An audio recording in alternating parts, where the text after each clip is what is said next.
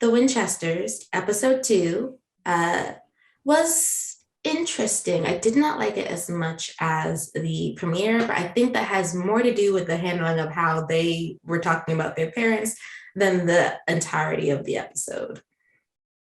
Hmm. Wait, expand on. I want to hear your thoughts about how they were handling the parents. I want to hear that. Okay, so I did not like the energy John was giving when he popped out that van in the beginning of the episode, when his mom really only wanted a phone call. I know they explain it at the end of the episode that he was actually projecting his anger at his father, at his mom, Yeah. but she never once said that she didn't believe in him. She said, call me. And Hmm. also don't show up at her garage covered in blood. We could He just was change. like, it's not my blood. I'm like, John, not the point. Yes. So I know he's a young man and he's coming into his own and he's been in a war zone and he's not used to having to check in anymore. But you don't just disappear for a week, pop out, yell at your mom, pop back in the van and disappear once again. Like Hmm. you just don't do that. Respect your mama. I just It was so mean. I know she gave as good as she got, but she was just standing there when he walked off on her, and like, you can't fault her for being concerned about him, especially when he turns up dressed like that with the blood all over him. mhm. Yeah, and the whole episode, it felt like taught him that lesson to respect her and to be more connected with her because the monster came to him as his mom. Mhm. So he's like fighting his mom while knowing it's not her, which that reveal was so good in the motel room Yeah.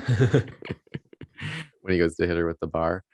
But yeah, I'm glad he came to that realization. And to your point, Sabrina, I was kind of like not feeling this episode as much, but they really just like got right into the thick of like next mission, Hmm. next, like I know Michael had said this one wasn't really like a rehash of the pilot, which I appreciated. But it did kind of give us the like monster of the week vibe, which I Mhm. imagine that's how Supernatural sustained being on for 15 years.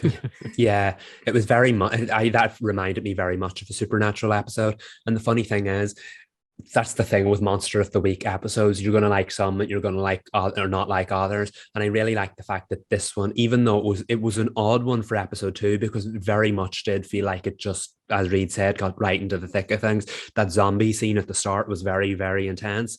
And like they were just like, after just like getting together and finding their groove as like a team, all of a sudden they're like battling zombies. Like this could have been the 6th episode for all we knew. It was very into it. And but the thing I like the most about it is because it made that decision, we got to spend more time with other characters as well. We also got to see like the team work together as a unit.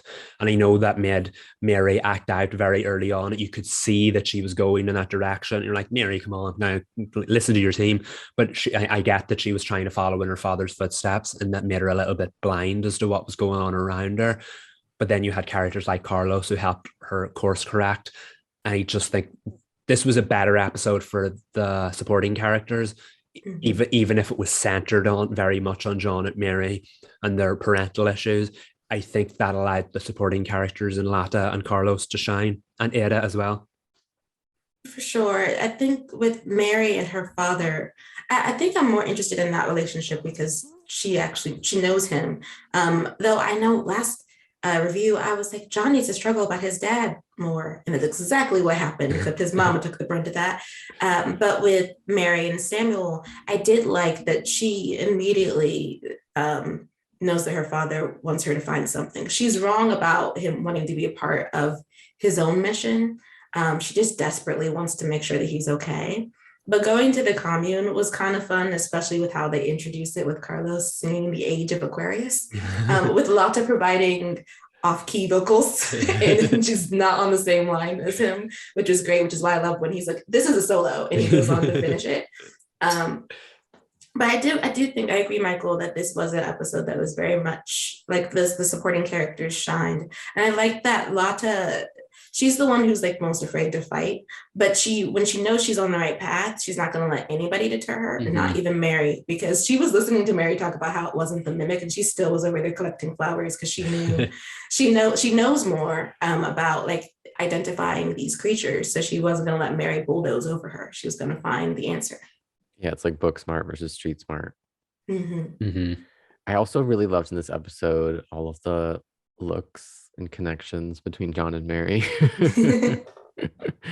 Really at the end, that look when they were all together, I was like, oh my God, Mary, are you in love yet? Because I am.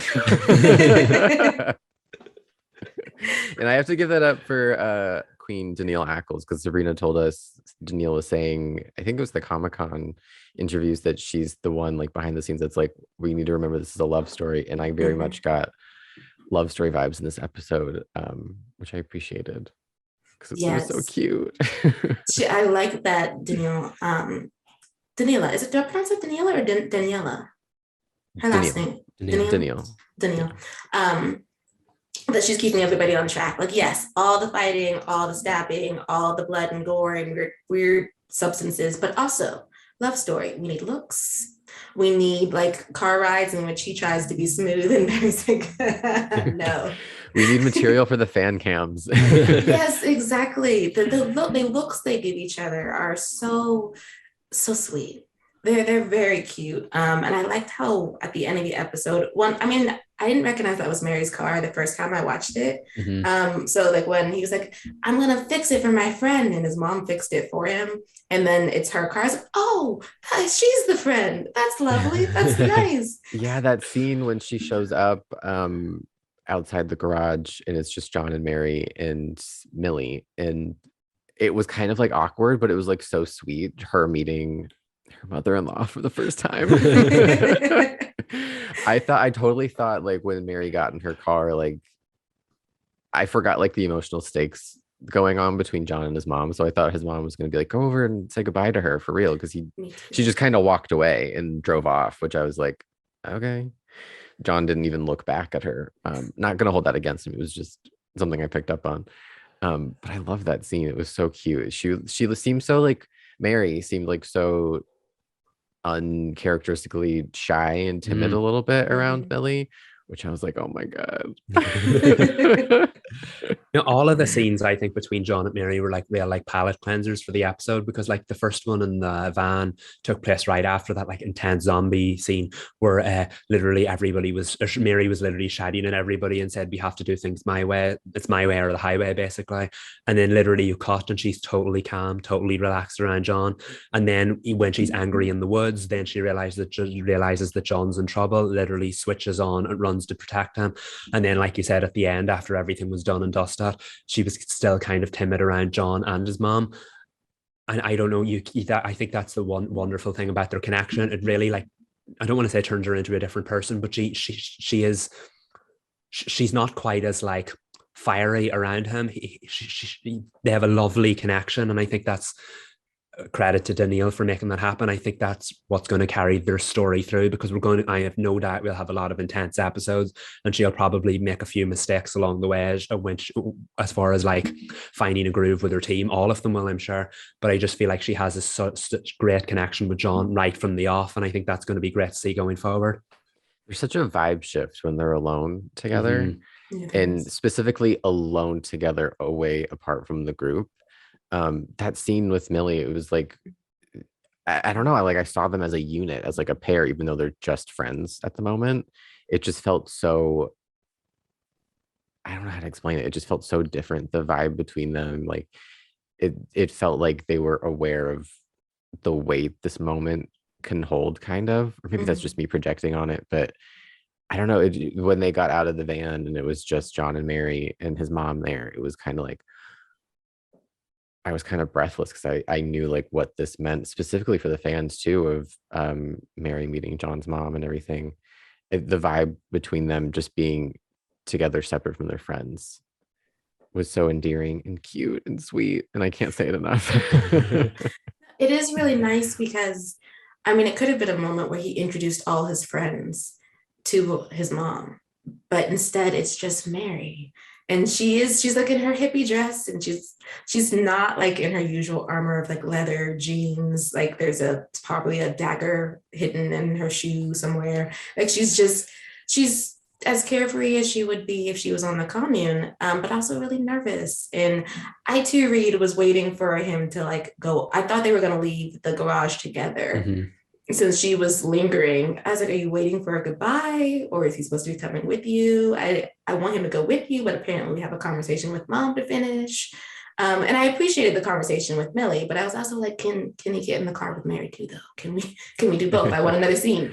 But they are really sweet. And I like how observant Mary is, because once again, we got to look. Like when his mom was like, the only call I got was from Betty. And I was like, who's Betty? Yeah.